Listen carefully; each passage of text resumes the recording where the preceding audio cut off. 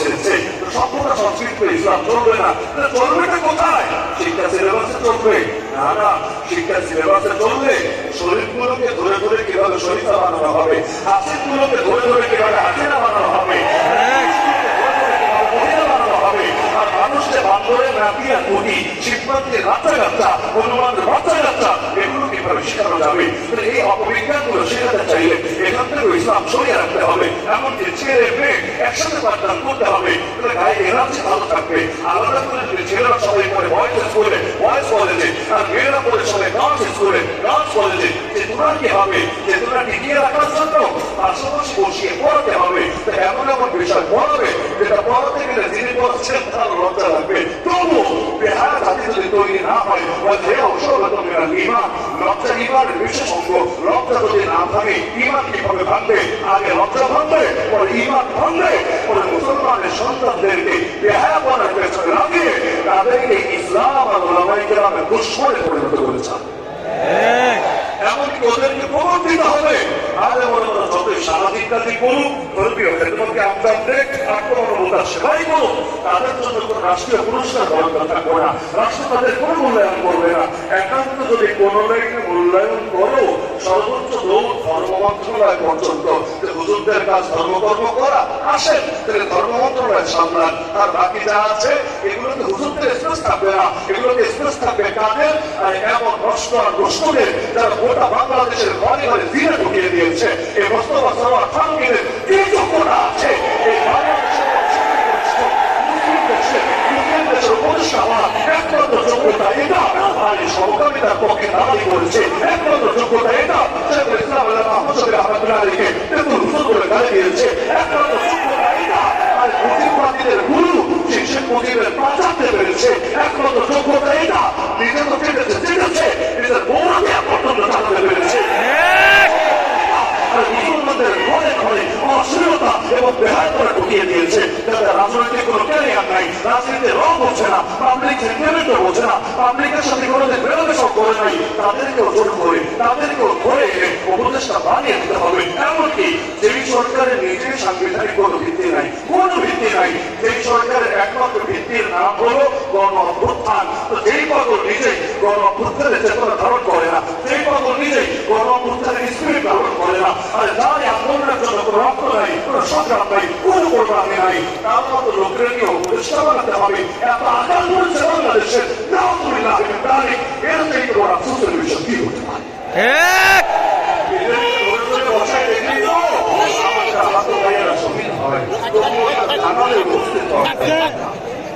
এমনকি যে আহত শহীদ হয়েছে মাত্র 2 দিন, কি হয়েছে?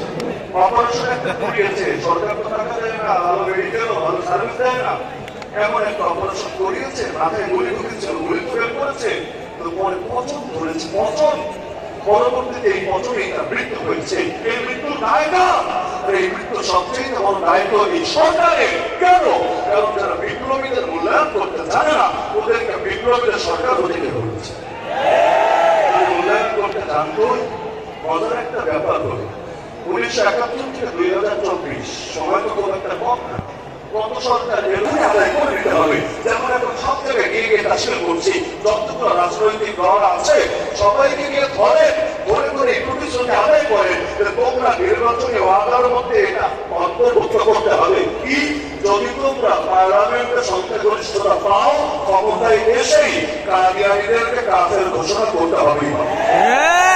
যে থাকবে আল্লাহ নবীর পক্ষে আর কাদিয়ানীদের বিপক্ষে, এই দেশের বাকি আর মানুষ থাকবে তার পক্ষে।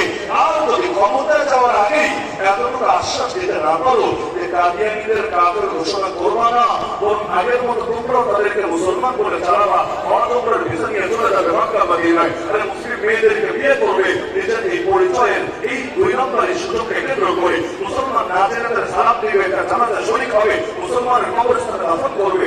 এমন যদি হয়, ফটো এখান থেকে যে কাদিয়ানের দালালি করে তোলে তোলে এই দেশের মানুষ পায় তার পক্ষে ভোট দিয়ে দাঁড়াবে। কি হবে রাস্তা দিয়ে, ঘাট দিয়ে, কি হবে ব্রিজ দিয়ে, কি হবে সুন্দর সুন্দর দেখে প্রজেক্ট দিয়ে, যে আল্লাহ নবীর ইজ্জত নিয়ে তারা হাজার চলতে থাকে। রাস্তার চাইতেও দামি, ব্রিজের চাইতেও দামি, পদ্মা চাইতেও দামি, গোটা বাংলাদেশের চাইতে দামি, গোটা দুনিয়ার চাইতে দামি। আমরা হেফাজতের জন্য প্রয়োজনে গোটা দুনিয়ার সঙ্গে লড়তে থাকি। দুনিয়ার সামান্য ভোট আসবে, আল্লাহ নবীর ইজ্জতের বেলায় কোন ধরনের ত্রুটি করতে চাই না।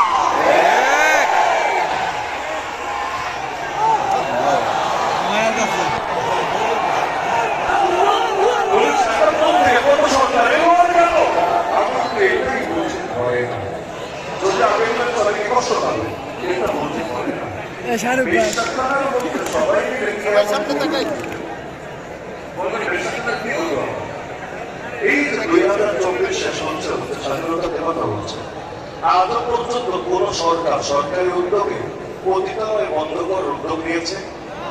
একবার সাময়িক বন্ধ হয়েছে, কবে? করোনার সময়। তো করোনার ভয়ে, আল্লাহর ভয়ে না, তো সরকার এজন্য বন্ধ করে নাই। এখান থেকে পাপ হবে, আল্লাহর গজব করবে, আর গজব করলে গোটা জাতি বরবাদ হতে পারে, এজন্য না। কি এমন মধু আছে পতিতালয়ের ভেতরে যার জন্য কোন সরকারই এটা বন্ধ করতে রাজি হয় না? অথচ পতিতালয়ের পক্ষে পুরো দেশের কয়েক মাসের জনগণ পাওয়া যাবে। একটা গণতন্ত্র, গণতন্ত্র, গণতন্ত্র, এই যে শব্দটা আল্লাহর নামের থেকে বেশি জিকির করে।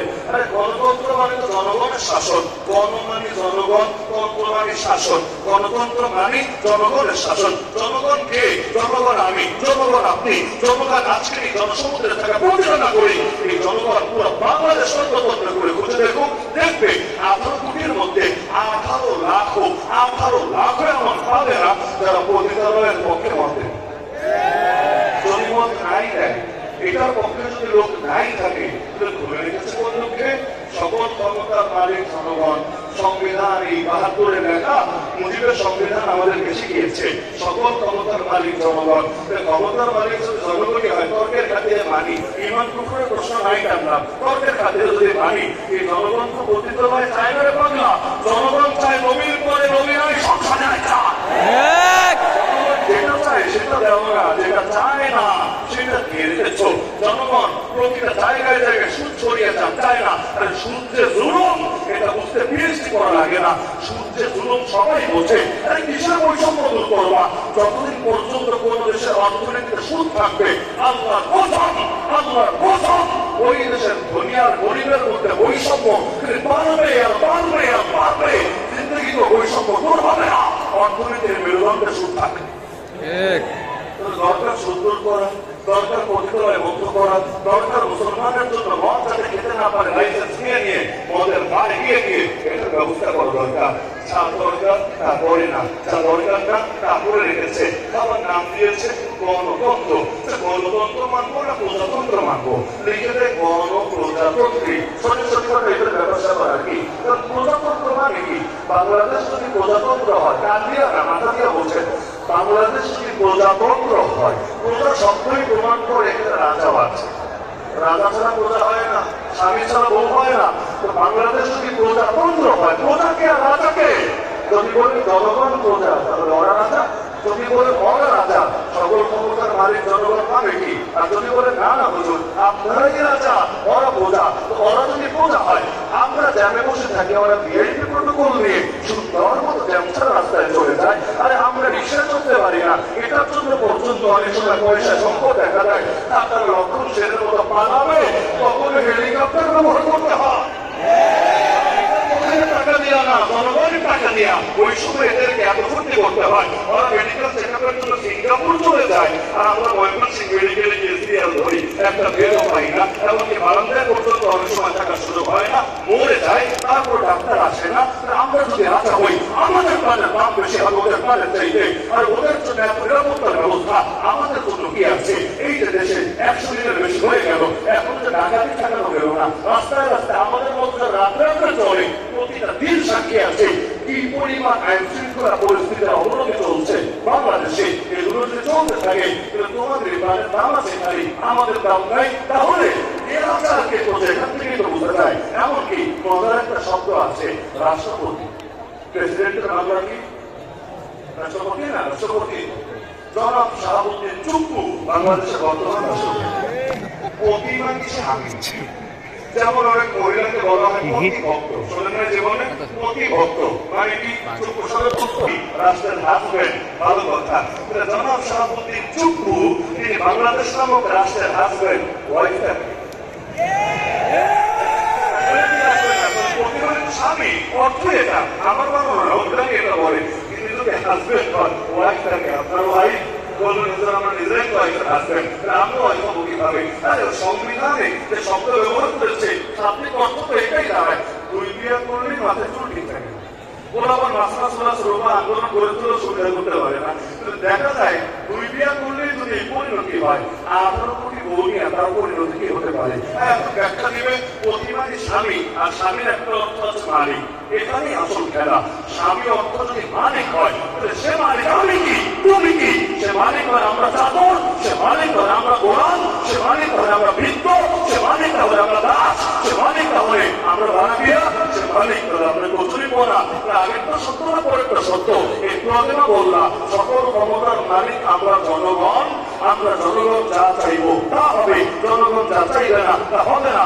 রাষ্ট্রের স্বামী রাষ্ট্রের প্রতি জনগণ তাদের মাথার উপর যে চেপে আছে সে না, তাকে যদি বলা হয় রাষ্ট্রপতি, বাকিদের বলা হয় প্রজা, বাকিদের যতই বলা হোক সকল ক্ষমতার উৎস জনগণ। নিঃসন্দেহে এটা ভুয়া ছাড়া কিছু না, কারণ আগেরটা সত্য হলে পরেরটা সত্য না, পরেরটা সত্য হলে আগেরটা সত্য না।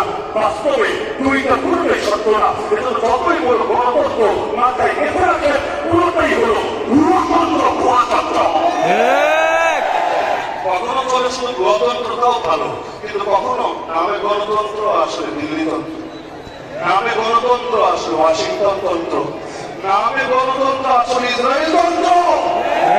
ওদের তন্ত্র যে চলে পদে পদে তো বুঝে আসে আমাদেরকে কথায় ধরে জঙ্গিটা উগ্রবাদীটা মৌলবাদীটা সাম্প্রদায়িকটা দাঁড়িয়ে যায়। এই যে ইসরায়েলের ইহুদিরা ধর্মের নামে মানুষ মানছে 70 বছরের বেশি সময় ধরে আমাদের ধর্মের স্থাপনা প্রথম কেল্লা মসজিদ আকসা দখল করে রেখেছে জোরপূর্বকভাবে। এমনকি মাসখানেক আগে সেখানে এবাদত শুরু করেছে, এমন সম্পদ মিডিয়ার মধ্যে উঠে এসেছে।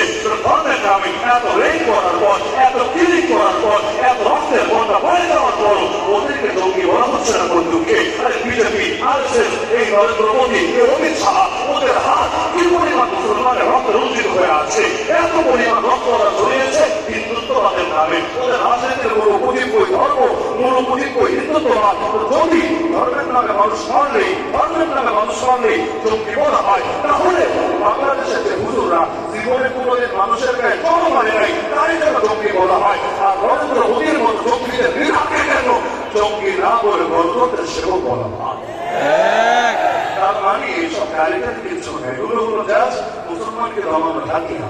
মক্কার মুশরিকরা যখন মূর্তির কথা বলতো, মূর্তির অধিকার